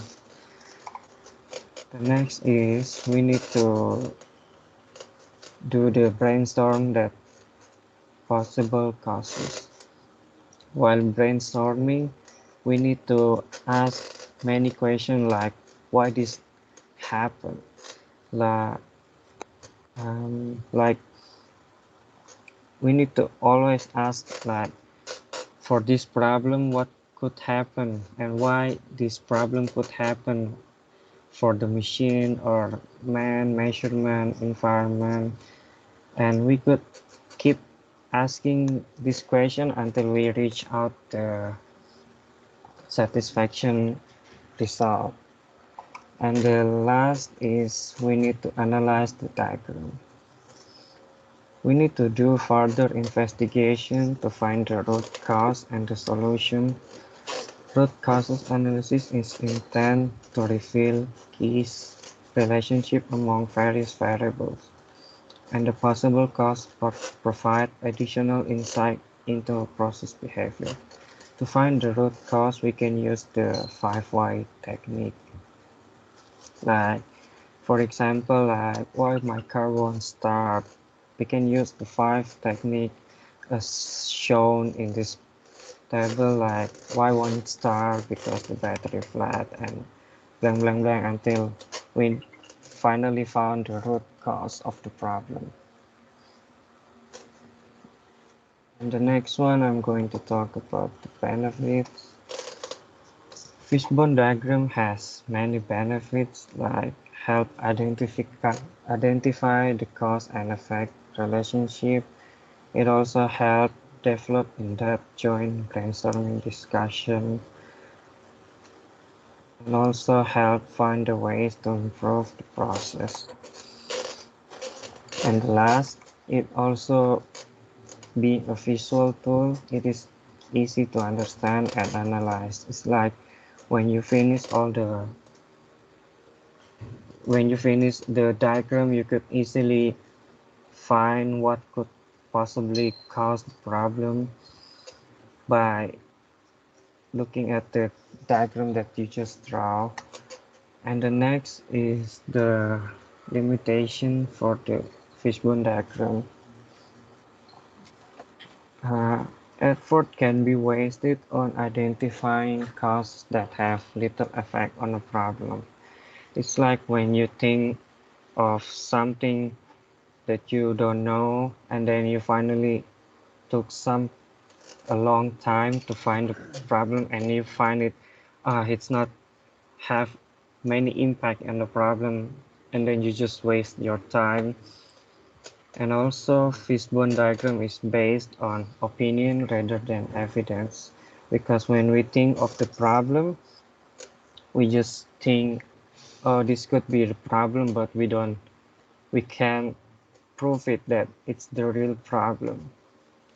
And also, it's a complex with the complex diagram and multiple factors. It can lead to a mess that is still difficult to display in a fishbone diagram. In conclusion, fishbone analysis provides a template to separate and categorize possible causes of a problem by allowing teams to focus on the content of the problem. And when the diagram has complete, it will make teams easier to identify the root cause. So it will be like the map that shows where the cause of the problem comes from. And it is also useful in root cause analysis, which is increasingly being used in health services to improve safety and care quality. Like in healthcare, we can look at the graphic as shown below here. And also, a successful way of using fishbone analysis is to encourage the teams and a group of staff who are involved with a service or clinical pathway to work together to identify all possible causes of problem. So when you work in a group, you can do deeper question like how the possible problem can cause into this problem, and then you can deeply know your team knowledge or experience. And that's it for my presentation. Thank you. Okay. Okay, 谢谢义生's presentation. The topic is about the Ishikawa and how and why Ishikawa is effective and how to make the Ishikawa more effective, including asking the several whys and the several how to make the implementation could be more realistic. Then we go to the final Q&A session. 纪委 Wait, I need to think about. and Patricia. Hi. Like one of the first slides, you say like this diagram was invented in the 1960s, and I want to know like what is the difference when or if this diagram like improve. For example, it's not the way same you apply this diagram in the 1960s like now. Yeah, actually, I don't. You understand my question? actually, the Ishikawa doesn't improve any bit of that since the 1960 until now. To my understanding, most of the company use at ease in the 1960. So that's why I'm so skeptical. I want to ask Yi Chun. Typically, it is a base opinion base, and is that possible? We like to build the Ishikawa in terms of the evidence base. How would you like to suggest how to revise the Ishikawa diagram? If you understand. Can you repeat the question? My question is, since the 1960, like Patricia mentioned, it doesn't change a bit. we still use it until over 50 years ago. Then, so it says Ishikawa should be constructed based on the evidence. Actually, it is sometimes it doesn't. It is constructed based on brainstorming process. Yes. So how would you like to consolidate Ishikawa by in terms of the evidence-based approach? What do you think? I think for by doing the fishbone diagram, we need to we don't just find some people like don't have experience in, for example, like I'm doing a math problem and then I find like the master of geography, and I think it's not good to find the geography people that experience in it. So maybe I will find someone who is experienced in math and that could provide me with the real of what he already experienced. So maybe the problem, the cause of the problem can be the based on evidence and not by the opinion. Do you get what I say? Yeah, and I understand. Could you just create a new philosophical idea? How can we provide an updated version of Ishikawa by taking account of the evidence instead of opinion? What do you think? How would you like? So how can we revise the Ishikawa into a contemporary version of the Ishikawa diagram? How can we incorporate the evidence into the Ishikawa? Yeah, this is my question as well. Maybe we can. Yeah, think about that. It's incorporated into your revised version. Think about that. It is a big question, really big.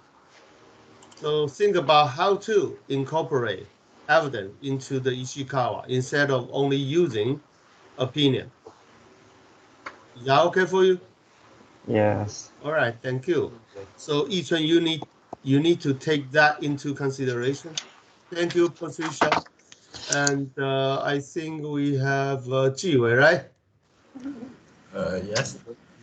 Do you think the Ishikawa diagram can use for our learning problem in ecology? Sorry, what? What Do you is that? think the Ishikawa diagram can use for our learning problem in ecology? Okay, do you see his typing? Ishikawa, how Yeah. to learning problem in college? Yeah, of course. So, Yeah. so what is a cause and effect? Effect is you fail the class. So what is the major cause? The major of causes: lazy, absent-minded, never paying attention to professor, and go to work to spend too many time on the online games. And wow, this is so many. Yes, the Ishikawa. Yeah, of course, that can be used for analyze why you fail. Jiang Mingchun, is your opinion what situation is best way to use this diagram? Jiang Mingchun, is Jiang Mingchun asking? I think the best way of to use this. I don't think there is the best way, but I think maybe you can use it on every problem that you think you can use this. Like, for example, like the Lin Jiwei asking in the college. You can use it there as well, and maybe in the medical, like doctors, what could possibly cause the cancer, maybe the patient lack of sleep or anything. Yeah. Or maybe you can why you late to come to work, and you can also use this diagram in here. Many way to use this diagram. But Okay. yeah. I see. Each one I prefer. You include at least 3 to 4 examples in real practice in your revised version of your PPT. One medical, one manufacturing, one service, one nonprofit government or something. Just incorporate those 4 examples in your PPT. Is that okay for you? Yeah. And also talk about how can we incorporate evidence into the new version of the Ishikawa. That'll be the 2 major questions you need to answer addressing your final PPT. Okay? Okay. Okay, thank you. I think we are quite doing well today. So we still have a 4-person remaining for the next week. Going to be my Jiang Mingchun, right?